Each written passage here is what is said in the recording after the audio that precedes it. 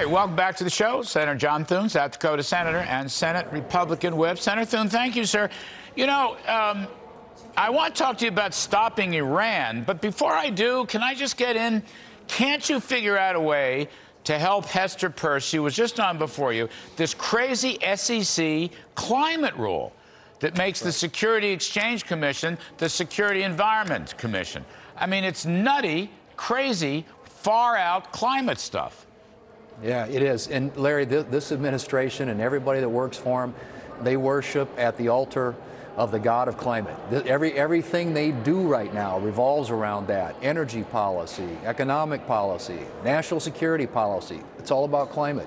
Every agency has been converted into an agency that is policing anything that happens in this economy right now to make sure that it complies with their view of what satisfies this extreme radical agenda when it comes to climate. Well, if you have a moment, you might talk to Hester Peirce, or, you know, have one of your team, because she wrote a brilliant dissent.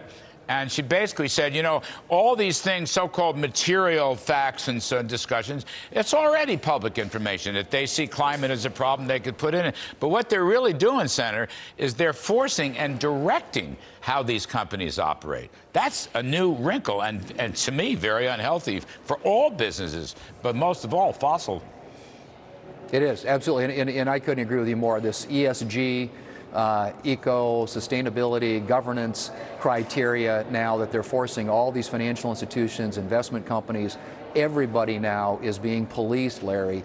And it is a scary environment when people start making decisions about where they're going to invest predicated on what the government tells them they can and cannot do, particularly at a time when we are so dependent upon foreign sources of energy and have the opportunity to become energy independent if we would just start putting investment back in the United States.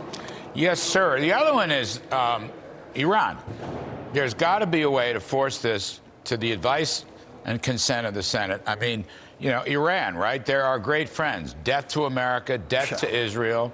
We're declassifying the Revolutionary Guard. They're not going to be terrorists.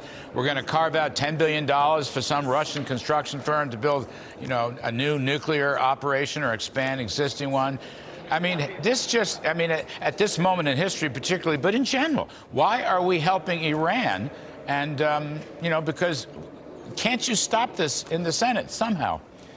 Well, we're going to do everything we can to stop it and reverse it. I assure you of that. We will force votes. But the fact of the matter, and this is probably one of the hardest things for me to understand that this administration is doing.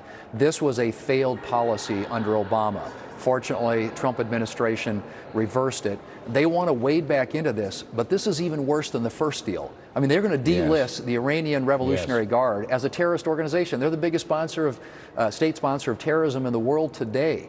And this doesn't do anything to block their access to a nuclear capability or restrain their ballistic missile program. These are all things that are going to be in this deal. They're going to make it easier for Iran to get there, and the world is going to become less safe as a result of that. And I have no idea why they're trying to do this in the first place, but let alone why they're trying to do it without giving Congress any kind of a role. They're going to try and bypass Congress. If it's a new treaty, Senator, doesn't it have to come before? I'm running out of time, but I mean, isn't there something constitutionally that you can grasp onto to stop this damn thing? Well, we should be able to, but they're going to try and do this under the same procedure they did in the last time under Obama, and that is an executive agreement. But believe me, we will look for all levers we can pull to try and stop this thing. Thank you, Senator Thune. We appreciate it, sir. Appreciate it very much.